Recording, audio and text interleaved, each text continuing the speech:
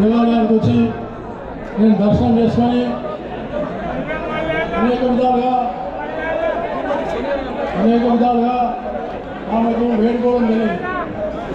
బోనాలో ఈ యొక్క చైర్మన్ రాజేంద్ర యాదవ్ గారు, ప్రధాన కార్యదర్శి మారుతి చంద్రకుమార్ గారు, అలాగే ట్రెజరర్ సతీష్ ముల్లాజ్ గారు, మిగతా అనేక మంది కమిటీ సభ్యులారా, సోదరిమణులారా, ఈరోజు నేను పాతపట్నంలోని ఈ సింహవాహిని మహాకాళి ఉన్నటువంటి ఒక 4 దర్వాజా ఉన్నటువంటి ఒక ఈ బోనాన్ని దర్శించి అమ్మవారి యొక్క ఉన్నటువంటి ఆమెను పూజించి ఆమెను ప్రార్థించి ఈ ఆషాఢ మాసంలో జరిగే బోనాల్లో తెలంగాణ ప్రజలందరికీ ఆమె శక్తి సామ్రాజ్యం ఇవ్వాలని, శక్తితో పాటు ఈ బోనాలు తెలంగాణకు చాలా ప్రత్యేకమైనటువంటి పండుగ.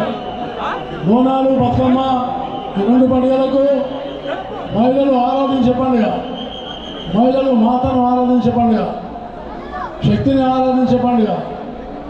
అమ్మవారిని పూజలు చేసుకొని నైవేద్యం సమర్పించి పవిత్రమైన భావంతో బంగారు బాట కావాలని, అలాగే జీవితంలో అనేకమైనటువంటి కష్టాలు వచ్చినా ఎదుర్కోవడానికి కావాల్సినటువంటి శక్తిని కూడా ఇవ్వాలని అమ్మవారిని ప్రార్థించుకుంటారు.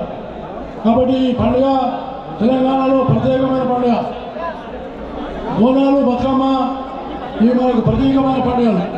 కాబట్టి మనం మహిళలను గౌరవించి, మహిళలకు సరైనటువంటి స్థానం కల్పించి, మహిళలను పవిత్రమైన భావంతో చూసి, మహిళల మీద ఏ రకమైనటువంటి అత్యాచారాలు కానీ భేదభావాలు కానీ లేకుండా చేయడమే అమ్మవారికి మనందరం నిజమైనటువంటి ఒక శ్రద్ధాభక్తిని అర్పించుకోవడమని, అలాగే తెలంగాణలో మంచిగా పాడి పంటలు పండుగలు వైభవపేతంగా జరుపుకొని మంచిగా వర్షాలు పడి పంటలు బాగా వచ్చి ఇంకా తెలంగాణ అభివృద్ధిలో ఉండాలని, అలాగే పాలపట్నంలో శాంతి సామరస్యాన్ని నెలకొల్పి అందరూ కూడా సురూప వాతావరణంలో ఉండాలని నేను మాతను హృదయపూర్వకంగా ప్రార్థించుకుంటూ నాకు ఇంకా భవిష్యత్తులో శక్తినిచ్చి సమాజ సేవకు అంకితభావంతో పనిచేసే విధంగా శక్తినివ్వాలని నేను ప్రార్థిస్తూ సెలవు తీసుకుంటాను. జై